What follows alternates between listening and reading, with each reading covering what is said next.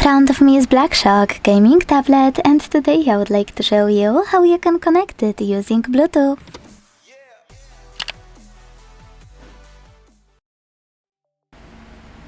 First of all, go into settings and tap on this section here called Connected Devices.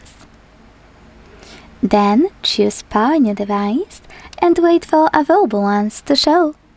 When they do, tap on the one you wanna connect to and select Pair. Now wait for the other device to accept your connection request. As you can see, after a few seconds, my devices were successfully connected.